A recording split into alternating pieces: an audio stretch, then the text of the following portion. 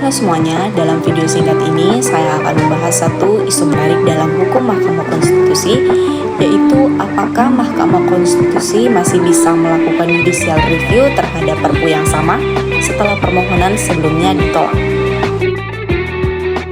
Judicial review adalah mekanisme pengujian undang-undang terhadap Undang-Undang Dasar 1945 yang dilakukan oleh Mahkamah Konstitusi. Nah, peraturan pemerintah pengganti undang-undang atau Perpu merupakan produk hukum yang memiliki kekuatan setara dengan undang-undang, tetapi hanya dapat dikeluarkan oleh presiden dalam kondisi genting dan memaksa. Dan hal itu sesuai dengan pasal 22 Undang-Undang Dasar 1945. Setelah dikeluarkan, Perpu harus mendapatkan persetujuan DPR untuk disahkan menjadi undang-undang. Yang menjadi pertanyaan adalah, jika Mahkamah Konstitusi sudah pernah memutus judicial review terhadap suatu Perpu dan hasilnya ditolak, apakah permohonan judicial review terhadap Perpu tersebut bisa diajukan kembali? Secara teori dan praktik hukum ada dua pandangan. Pertama, pendekatan finalitas, yaitu putusan MK bersifat final dan mengikat. Artinya, perkara yang sudah diperiksa dan diputus tidak bisa diajukan kembali demi kepastian hukum.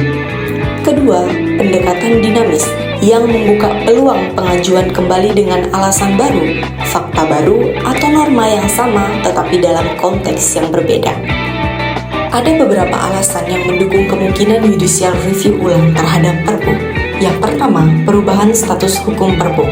Yang kedua, adanya fakta atau argumen baru.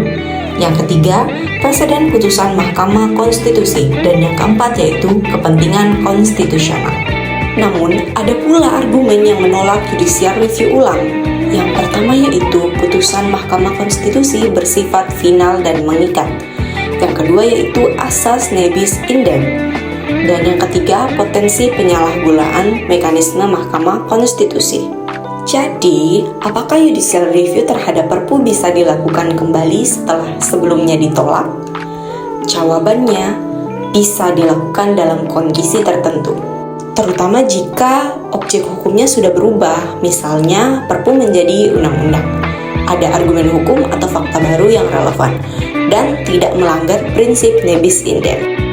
Namun tetap harus melalui pertimbangan ketat dari Mahkamah Konstitusi agar tidak menyalahi prinsip finalitas dan kepastian hukum.